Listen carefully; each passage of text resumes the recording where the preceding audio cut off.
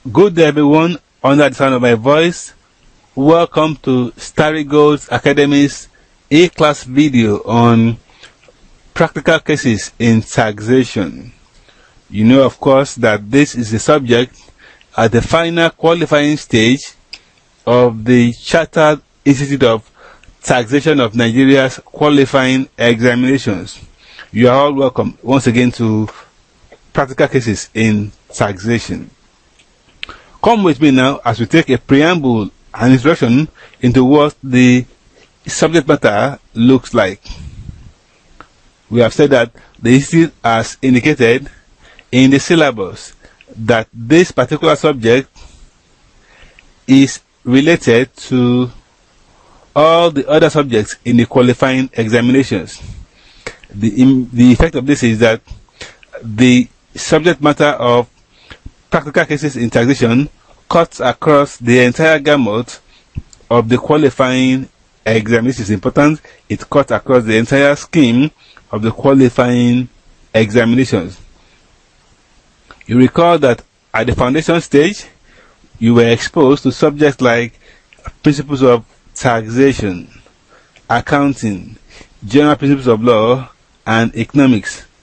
Of course, thereafter, at professional level 1, we had the following subjects: quantitative techniques, revenue law, income taxation, as well as indirect taxation. Having completed the professional level 1 examination, we moved on to professional level 2, where we equally faced the following subjects: taxation of e-commerce, strategy, risks and ethics, tax audit and investigation, and not leaving out international taxation. At the professional level 3, where we are right now, we have faced the following subjects: oil and gas taxation, solid minerals taxation, tax management, and finally we have practical cases in taxation. Practical cases in taxation. Now, what does this mean for every one of us now? This means that all students are expected to leverage on this knowledge and competencies earlier learned and cultivated in those subject papers. There's a need to highlight this one. All students are expected to leverage on the knowledge and competencies earlier learned and cultivated in those subject papers. What this means is that for all the courses that we did earlier on, that we highlighted earlier on, taxation, accounting, principles of law and economics, QT, revenue law, income tax and indirect tax, e-commerce, strategy and ethics, tax audit and investigation, international taxation, oil and gas taxation, solid mineral taxation, and tax management will come in handy in this particular course called practical cases in taxation. Practical cases in taxation. Now let's go ahead now. A residual knowledge of those subjects earlier past, as well as keeping a tab on contemporary events, that is, happenings within the society as they unfold within the economy, vis-a-vis its tax consequences, particularly as it affects the tax situation of the country, will avail much towards much success in this particular subject and other subjects of the institute's qualifying examination. What then is meant by practical cases in taxation? What do we mean by practical cases in taxation? Don't forget that this same subject is what is otherwise called case study. Alright? What we mean by practical cases in taxation is otherwise called case study. So what then is meant by case study? What then is meant by practical cases in taxation? Let's go ahead now. It is a process or record of research into the development of a particular person, group or situation over a period of time.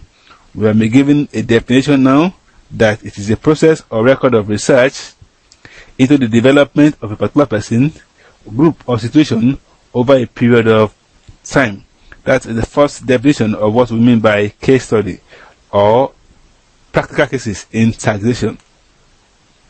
Let's consider another definition. It says practical cases in taxation are analysis of persons, events, decisions, periods, projects, policies, institutions, or other systems that are studied holistically by one or more methods. That is the second definition of case study.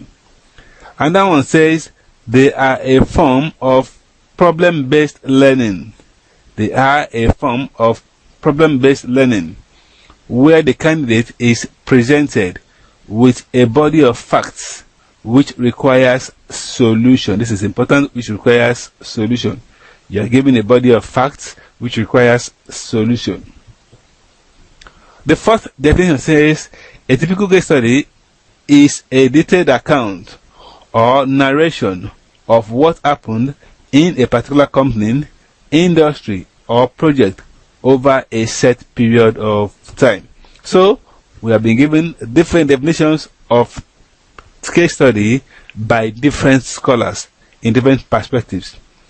So now, having understood what we mean by case study, or more appropriately, practical cases in taxation, let's now move ahead to the next issue, which is why do we study case study? Why do we study case study? Why do we study case study now? We move on now. The reason why we study case study is because they are a good way to improve the learning experience. This is because the student is made to think deeply, provide insights to issues, analyze through a situation, develop competencies in critical leadership, manage areas, and use old and newly acquired skills. These are very good things. These are benefits of why we study case study. Again, they help to improve the learning experience because the student is made to think deeply, is made to provide insights to issues. The student is able to analyze through a situation. The student is able to develop competencies in critical leadership, manage areas, and then use old and newly acquired skills. Those are the benefits of studying case study. We move on now to the next item, which is how to answer a case study situation. That is, if we are confronted now with a case study scenario, if we are confronted with a body of facts now which requires solution, what do we do? Resolving questions in the case study format requires participation and deliberate application of a broad range of skills. It requires participation and deliberate application of a broad range of skills. There are three processes involved in successfully answering case studies. Let's take it again. There are three processes involved in successfully answering case studies. They are: 1. Identification of problems and issues. 2. Providing a solution. Then third one, recommendations. This is the key thing that we need in this particular case study examination now. The three processes involved in successfully answering case studies. And we have been told that they are: 1. You identify the problems and issues. 2. You provide a solution. And 3. You recommend the way out. It's actually a logical step, which is identifying problems, 2. Providing solution, then 3. Recommending the way forward. Let's now consider the 3 steps that have been highlighted now in detail. Let's consider the 3 steps that have been highlighted now in detail. The first one says identification of a problem or issue. When confronted with a case study question, the immediate task is to carry out an overview of the entire mass of data, information, and details. When confronted with a case study question, the immediate task is to carry out an overview of the entire mass of data, information, and details. The essence of this overview is to furnish the candidate with a broad view of the subject matter, isolate relevant details, and form a clearer mental picture of what is required by the examiner. Let me shed some light on a particular area. We have been told that if we have been given a case study question now, the immediate task is to carry out an overview of the entire mass of data. Carry out an overview of the entire mass of data. And what is the reason for doing this? This is because it will furnish you with a broad view now of the subject matter, isolate relevant details, and form a clearer mental picture of what is required by the examiner. The way out of this issue is this. If you are in an examination hall now and you have been given the question on practical cases in taxation and the examiner has signified you to commence work, the first thing you need to do is to go to the requirements. Okay? Number 1, requirements. You are required to draft a report for so issue. You are required to provide recommendations on the way out. You are required. This is what you need to do first. It will allow you to have an idea of what is being asked by the examiner, so that by the time you now start reading the entire body of facts and information and details, your mind will be attuned to what the examiner wants. Again, the first thing you need to do when you are confronted with a case study question is to have an overview of the entire body of facts, information, and details. And how do you do this? You can do this by casting your mind to the examiner's requirement. Let's go to the last page of the question and see the requirements. 1, 2, 3. By the time you read through the requirements now, and you now go back to the first page to start reading the body of facts that have been contained in the case study question, as you go along, line by line, paragraph by paragraph, you will come across the issues that are germane to the question. You will come across the relevant facts that you need to use in answering the examiner's requirements. Like we said earlier, by reading through the examiner's requirement, you will be able to isolate relevant facts and irrelevant facts in the entire body of information that has been given to you. Okay? That's the first thing we need to do when we are being given a case study question. The second step is providing a solution. Okay? Providing a solution. We have said this step is a follow-up to the problem identification error. That is, if you have identified what the problem is in a particular instance now, the next logical thing is to provide the solution. Let's go ahead. Having narrowed down what the problem is or what the problems are, the immediate mandate is to evaluate potential solutions for the identified problems. The immediate mandate is to evaluate potential solutions for the identified problems. Often, there is usually more than one solution. This is because there could be 2, 3, or more problems in the case study. So you will have at least, as it were, 2, 3, or 4 solutions now. So it is better to evaluate each solution. It is better to evaluate each solution in the light of its merits and demerits, particularly as it relates to the issue at hand. Again, once we have identified the problem or problems in the case study body of facts, the next thing is to provide the solution. Okay? And we must evaluate each solution in the light of its merits and demerits, particularly as it relates to the issue at hand. The third point that we must note when we are saddled with the task of a case study format question is recommendations. You recall that the first way out is to identify the problems or problems. The second issue is to provide the solutions, while the third one is to recommend the way out.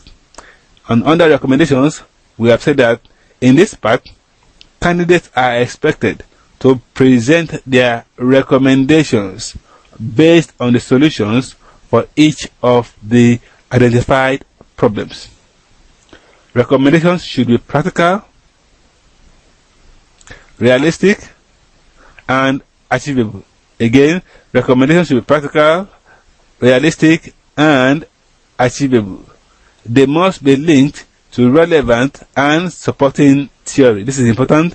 They must be linked to relevant and supporting theory.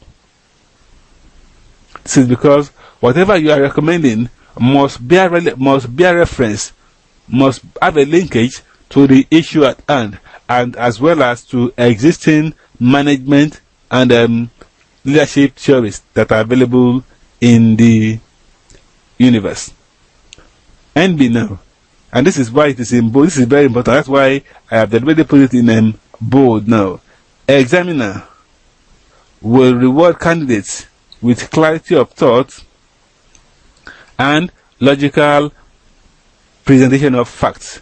Examiner will reward candidates with clarity of thought and logical presentation of facts. And this is because for a student and for a candidate now who has not arranged his thoughts, his facts in an orderly sequential manner now, the examiner will know that truly you have a grasp of what the issue is and you have found the solution.